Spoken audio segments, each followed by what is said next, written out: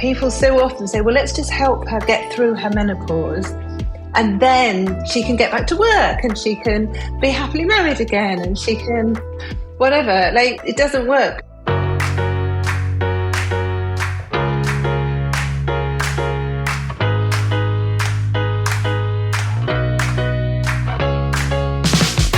Welcome to The Lisa Show, where we take a good look at life.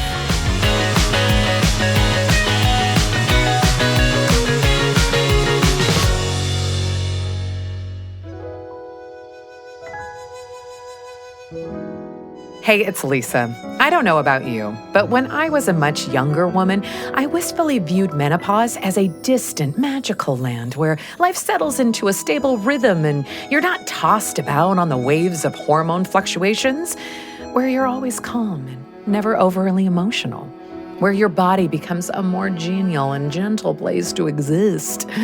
Well, as a woman who's been pushing through the jungles of perimenopause for the past several years, I can honestly say that the closer I get to this magical land, the more it's looking a lot like Death Valley. I keep finding myself asking, is this just me hating the sound of everyone chewing and forgetting my kids' names and sleeping less than I did during college finals week? Or is this just perimenopause? Do you ask yourself similar questions? Well, I can guarantee that half of all of the people on planet Earth can probably relate.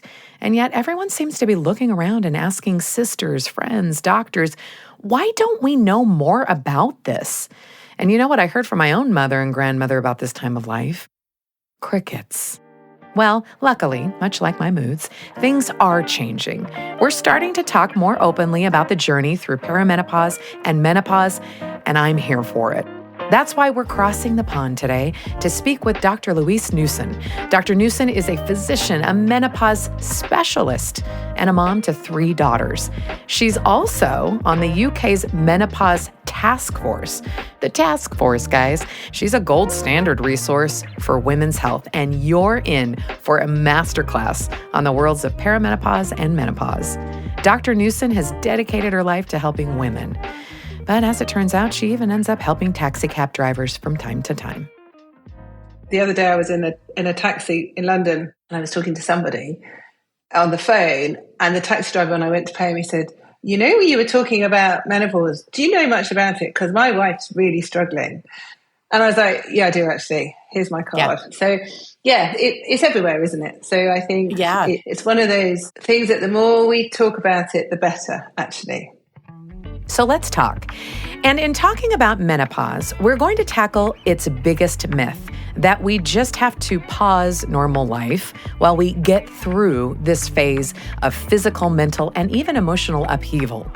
See the poor taxi driver's wife as Exhibit A. But as Dr. Newson will tell you today, we don't have to suffer. We don't have to just grit our teeth and endure the change. We don't have to be miserable, and we don't have to be martyrs. These, my friends, are myths.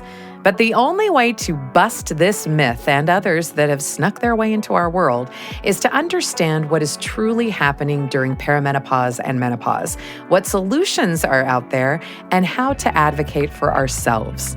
And in the spirit of hormone fluctuations, you may hear things in this episode that will make you happy, some things that might inspire you, and some things that might make you want to start a revolution. So settle in. You're in for a wild ride known as women's health.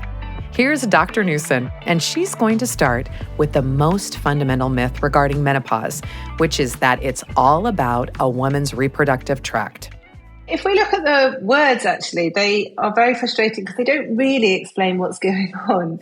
Yeah. So menopause means stop in menstrual cycle. But actually, if you look up the definition, it has to be a year since a woman stopped her menstrual cycle to be officially menopausal. Like, why is it a year? Yeah. It doesn't make sense. I'm sure most of your listeners would hopefully agree that women do not need or should not be defined by whether they have periods or not.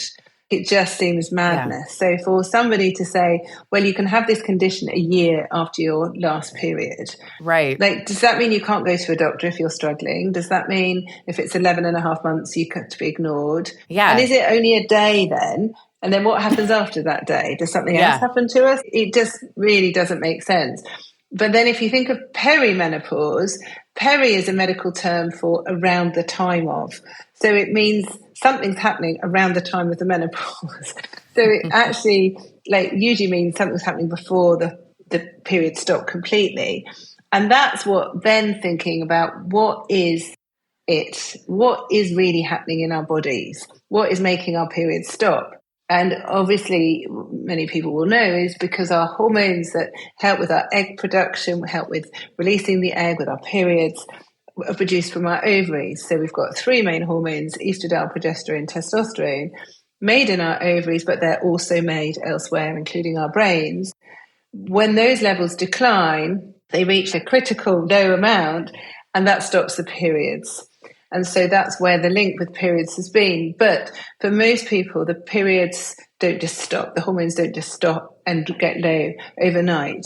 They have this chaotic time in the perimenopause when hormone levels can go up, down, very, very, very chaotic, gradually going down, but causing chaos. And many years ago, some of the doctors in the Victorian times would write around about this crisis time in a woman's life.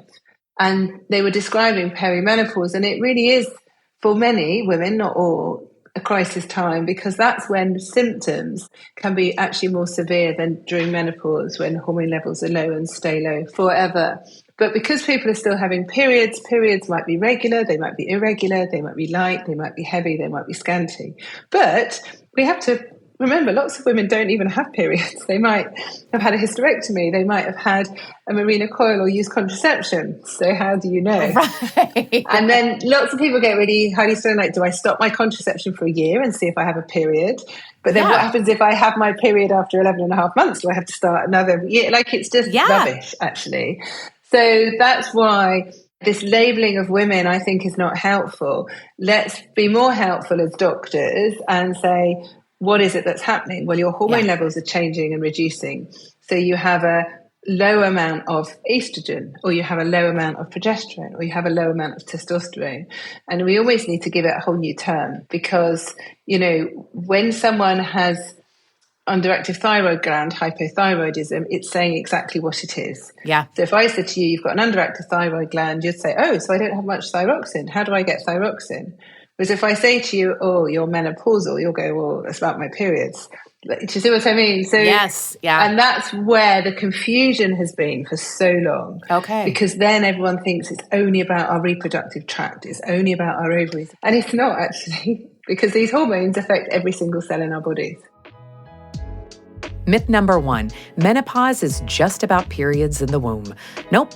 Let me stop you and just underline what Dr. Newson said. Menopause and perimenopause are not train stations you wait at to see if your period comes or not. They are complex and sometimes turbulent entries into a perpetual state of severely low hormone levels. Erratic periods are just a symptom of a larger issue. So that's one basic myth that has been fueled by inappropriate and insufficient language. Another myth we need to debunk is what perimenopause and menopause look like.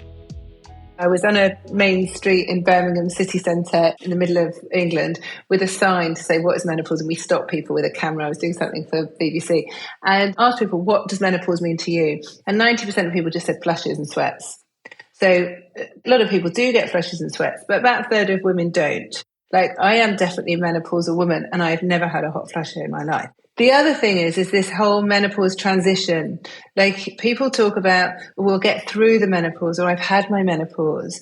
Mm-hmm. It's rubbish because menopause, like I say, is hormone levels are low and they stay low forever. Yeah. So we're always going to be menopausal, whether we have symptoms or not, whether we have flushes or not. We will always be menopausal. And I think when people realize that more, people will then take it more seriously.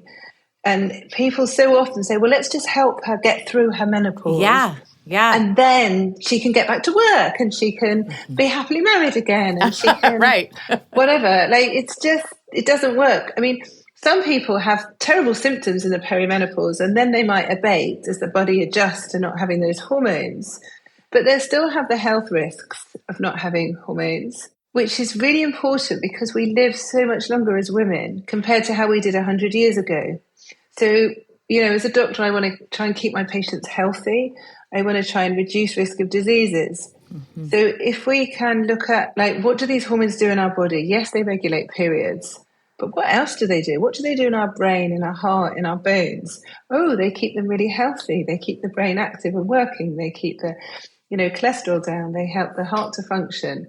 Oh, right. So if we don't have them, hang on. What? Oh, that's why dementia is so high in women. That's why we've got more osteoporosis as we age. It's thinking about those hormones in a different way and thinking about menopause in a different way. Myth number 2, menopause just means hot flashes and perimenopause means erratic periods. This is really a conversation about hormones and how our bodies, not just our wombs, behave with and without them. So how do they behave when hormone levels become volatile and eventually drop forever? Well, that's where another myth often creeps in, and that is that we all experience menopause in the same way. It's a great question, and the quick answer is we don't really know, because a lot of people, when you say, are you menopausal? They'll say, no, I've been through my menopause. Of course, I don't have symptoms.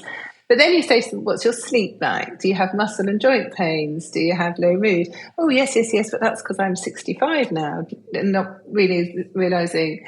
But we did a survey of nearly 6,000 women and found that the commonest symptoms of those women who knew they were perimenopausal or menopausal were symptoms affecting our brain. So they were symptoms such as brain fog, fatigue, memory problems, low mood, anxiety, reduced self-esteem, low self-worth, reduced libido. And you can see quickly why so many women are misdiagnosed as having depression or a psychiatric disorder, because it's about the brain. And these hormones are made in our brain, they work in our brain. Some people have physical symptoms, so palpitations can be very common, heartburn, indigestion, dry eyes, dry burning mouth, urinary symptoms, cystitis, dry skin, hair loss, texture of the hair or nails can change. Again, those are very common symptoms as well. But people can have more obscure symptoms, if you like ringing in the ears, pins and needles, restless legs. Not everyone gets every symptom. Some people only get a few, some people get some, and then they change with time. We are all different, and we respond to the changing hormones differently as well. Not only are there dozens and dozens of symptoms associated with perimenopause and menopause, but not all women will experience them the same way. No wonder we've been walking around dazed and confused for generations. We've adopted the myth that there's only one path through menopause. But knowledge is power, so understanding what the symptoms are, even if our symptoms are different than those around us, can help us navigate the transition better. And speaking of symptoms, Dr. Newson just touched on another myth, and that's that the most common symptoms of menopause are always physical. Wrong. In fact, a study done by the National Institutes of Health found that 70% of women experience psychological challenges during menopause, ranging from irritability to lack of concentration to anxiety, depression, and even cognitive problems. 70%, folks. In fact, I want you to listen to this shocking story of one of Dr. Newson's patients who came into her with severe depression as a result of menopause. There's so many stories, and they're often quite heartbreaking, people that I see. But one that really sticks with me is a lady who came to see me, and she'd been under many psychiatrists for many years, and she'd reached out to me really in desperation, and she had given up her job as a teacher. She'd become housebound with her crippling anxiety and depression for 6 years. And she came to see me. And I hadn't realised at the time, thankfully, that she'd written her suicide note, because she'd said to herself, if I can't get help, I can't carry on. And she'd said to her psychiatric team many times, I think this is related to my hormones. And they said, no, you're just fixated on hormones. It's not. She was in her 50s and she had some very dark thoughts, obviously, but she had very low mood, anxiety, and some memory problems. But she also had really awful vaginal soreness, dryness. She had urinary tract infection. She had very dry skin. She had palpitations. And I'd never seen somebody who had been so mentally unwell but had improved with hormones. So I said to her, well, you're definitely perimenopausal, so let me give you some hormones and let's see what happens. And I gave her estradiol, progesterone and testosterone and some vaginal hormones. and thought, well, I don't think her mental health will improve, but I'm sure I have the symptoms. And then I got an email from her a few weeks actually later to say, I just want to say thank you, you've saved my life. And I've now known her for 9 years. And it's been an amazing journey because her mental health improved, especially with the testosterone.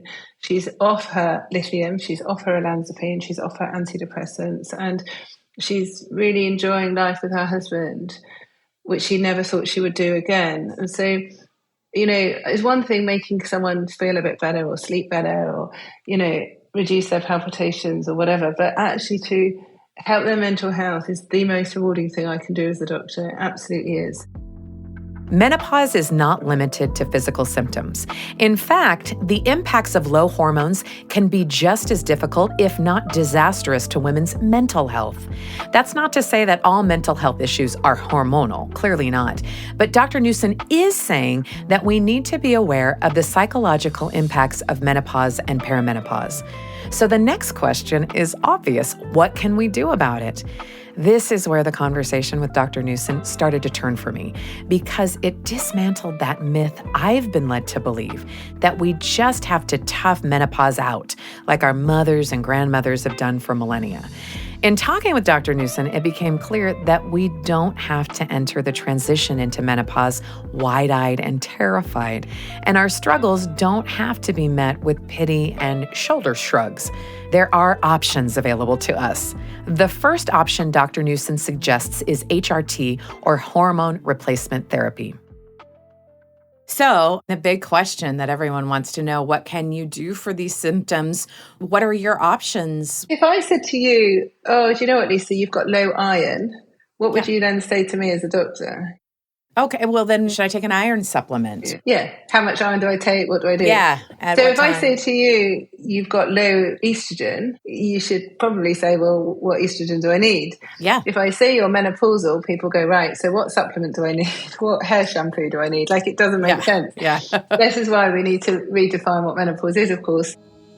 Let me just pause here for a minute and address what any woman over 40 might be thinking at this point, and that's, but didn't I hear that HRT is unsafe? If you're like me, you've heard lots of rumors, including the claim that estrogen therapies cause breast cancer, and you've thought, well, okay, I'll never do that. But that's where Dr. Newson helped dispel several myths surrounding hormone replacement therapy and what it looks like today. The hormones that we give now and prescribe are very different to the hormones that were prescribed 25 years ago that had all this bad publicity. I was going to ask you about that. That's really important for people to know. So the hormones that were used in this big study, the WHI Women's Health Initiative study that came out in 2002, were using estrogens from pregnant horses. So pregnant horses' urine, contains lots of hormones. Of course it does, but not all of them are hormones that we need as women. So they were different metabolically in the body. And then they used a synthetic type of progesterone called medroxyprogesterone acetate, which has been chemically altered. So it's not the same as our own natural progesterone. They reported the results to the press and the medical press before they analysed them properly. But when they analysed them properly, they found that this risk of breast cancer was only there if people had the synthetic progesterone as well, and it wasn't statistically significant. They found that women who only had the estrogen part of HRT had a 22% lower incidence of breast cancer. But these women had a lower incidence of osteoporosis. Some of the women had a lower risk of bowel cancer as well, and also heart disease reduced. But moving forward 22, 23 years, we use natural hormones. So they are exactly the same as the hormones we produce when we're younger. So they fit onto the receptors properly. They work the same biological way in the body. And that's really important, actually, when you want to replace like with like. So these hormones have the benefits that they improve symptoms, but they also reduce risk of future disease like heart disease, osteoporosis, diabetes, dementia, autoimmune diseases, Parkinson's disease, cancers, because they're biologically active in our body. So that's why, for the majority of women, we should be thinking about hormones. Yes, giving women horse urine was a bit of a misstep, and synthetic progesterone, not a great idea either. But even with those not-so-ideal versions of our hormones, rates of cancers, heart disease, and osteoporosis dropped among participants in the study. Now that we have bioidentical hormones and 20 years more research and experience under our belts, the vistas for women's health are looking much brighter. The benefits of HRT are no myth. Unfortunately, the idea that all women have access to it is. If you want iron, you should be allowed to have it. If you want hormones, you should be allowed to have them. But we know globally only about 5% of menopausal women are prescribed hormones. I mean, I spend most of my life either angry or sad, actually, because it's 2025 and we're having these conversations which should never be happening. I sometimes think if I was from outer space and I just came and landed on this planet and I was told, right, half the population will have a hormone deficiency that lasts forever. 1 in 2 will have osteoporosis. A lot of them will have dementia, and most of them will die from heart disease or dementia. We've got a treatment that's really cheap. It's really effective. It reduces risk of all these diseases, and it helps half the population to feel better. Yet the minority of women are getting it. Like, is that all right? Is that fair? You would just go, look, this isn't right. Like, how? The biggest thing for me is the injustice of not being able to choose. Yeah. If I'm not coming onto your program to say everyone needs to take hormones, I do yoga most mornings. I don't expect people to do that. I don't smoke. I don't judge people if they smoke or not. You just need to know that doing yoga is good for you. Smoking is not so good for you. But you can choose. We can choose most things in life. We can choose what we eat. We can choose our relationships. We can choose what time we go to bed. But so many women cannot choose to have their hormones back. And that is the thing that really saddens me the most, because there are risks of not having hormones. And for so long, we've been speaking about what are the risks of taking hormones? What are the risks? Actually, the risks are with synthetic hormones, including contraception, that are given out by the bucket loads to women. But once they need some low-dose natural hormones, the whole world seems to be in uproar. And I don't quite get it. Now, obviously, Dr. Newson is a huge proponent for HRT, but she is also quick to admit that that is not your only option.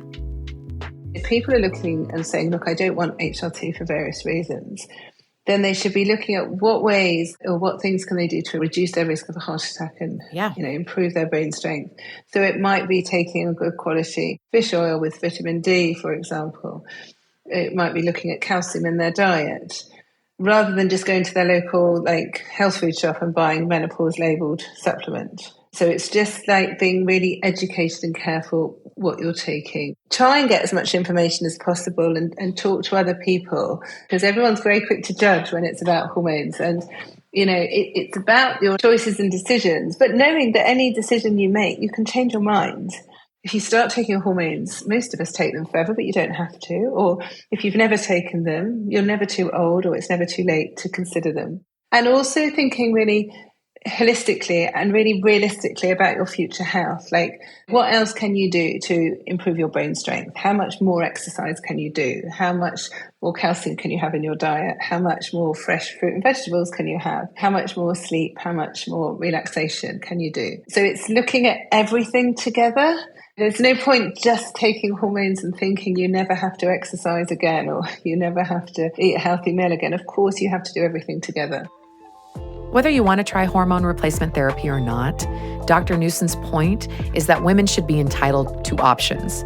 But not all women have that luxury, and not all women have doctors that have hormone changes on their radar. We assume that all doctors will take menopause into account when treating us, but unfortunately, that too is a myth. That's why the most important thing we can do, regardless of which route we take for our health, is to find a doctor who will use a bigger picture approach to our well-being so that we aren't misdiagnosed or dismissed. Women are now being medicalized in other ways. They're being given medical treatments for their symptoms. So antidepressants, painkillers, osteoporosis drugs, dementia drugs, blood pressure lowering drugs, statins. And often it's the gynecologist or OBGYNs that look after menopause. And a lot of them are great, but a lot of them still focus just on the womb. So when you start thinking about preventing osteoporosis, they're like, oh, we're not bone specialists. And so then, medicine's very siloed. people just look at one area of the body instead of the whole person. So we can have more than one thing wrong with us. And that's where having a doctor who can see someone very holistically is really important. In medicine, the most important thing, without a shadow of a doubt, is listening to patients, actually. Yeah. And I know that sounds quite trivial, but I'm sure it will resonate to a lot of your listeners because so many women are not listened to. So many women are just told it's in your mind, it's because you're stressed, it's because you've got children, it's because you can't cope, it's because da-da-da-da. They never say that to men. And actually, a lot of the diagnosis is in the history, but doctors are busy. Doctors don't always ask the right questions, or they don't listen, or they don't piece together. You know, a lot of people are diagnosed, as I said before, clinical depression, but things like fibromyalgia, chronic fatigue, autoimmune diseases when no one's really considered their hormones.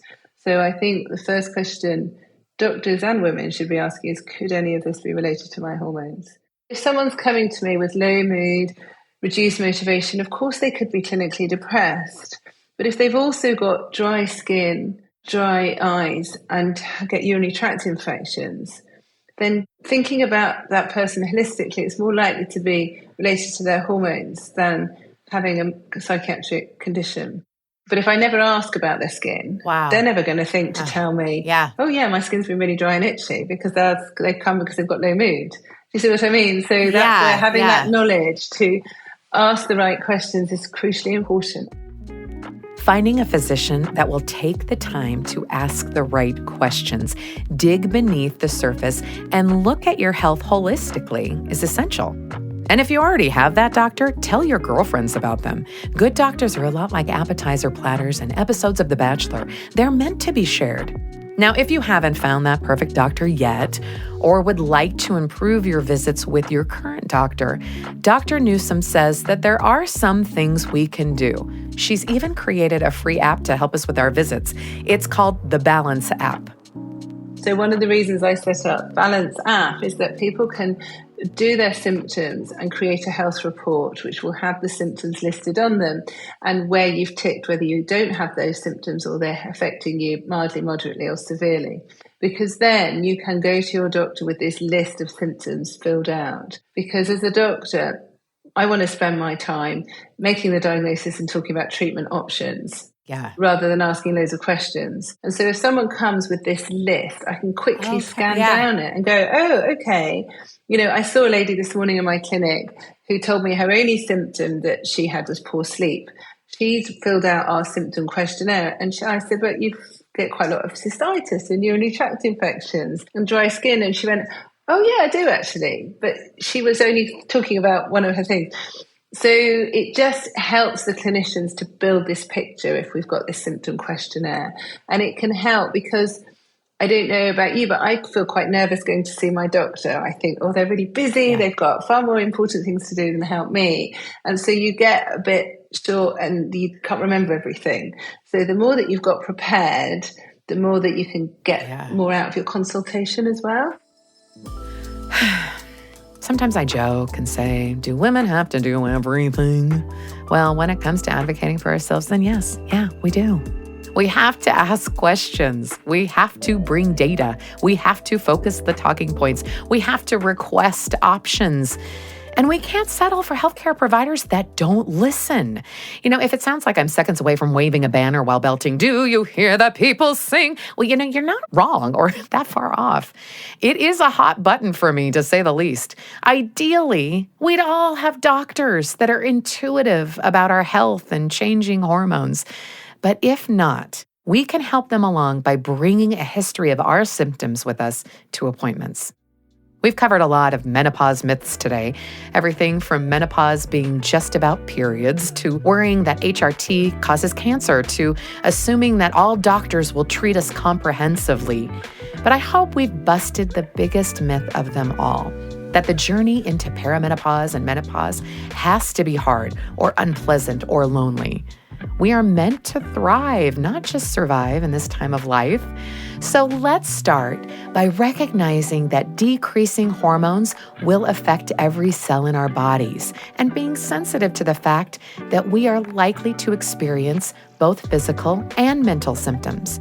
Next, we can consider hormone replacement therapy as a safe and effective way to not only treat our symptoms, but to maintain our overall health. If that course is not the right one for you, that's fine. But whatever we choose, we need to make sure we're being holistic about wellness. And finally, we've got to advocate for ourselves. We can use an app like Dr. Newson's Balance app to keep track of our symptoms so we can give our doctors a clearer picture of what's going on. So join me on this journey, folks. Pack up your random chin hairs, your night sweats, your weight gain, your UTIs, and your brain fog as we foray into this land of menopause. But don't plan on holding on to that baggage for long, because the horizons of middle age can actually be magical. And that's no myth. The Lisa Show is a production of BYU Radio, hosted by Lisa Valentine Clark. This episode was produced by Erica Price, with help from Becca Hurley-Lung, Blake Morris, and Kenny Mears, with music and post-production by Gracie Davis. Dr. Louise Newson is a physician, women's hormone specialist, and member of the UK government's Menopause Taskforce. She was also an award-winning doctor, educator, and author, committed to increasing awareness and knowledge of perimenopause and menopause. Links to her work, including her podcast and the Balance app, as well as to our newsletter, will be in our show notes. Also, be sure to check out the Council of Moms, now available wherever you get your podcasts.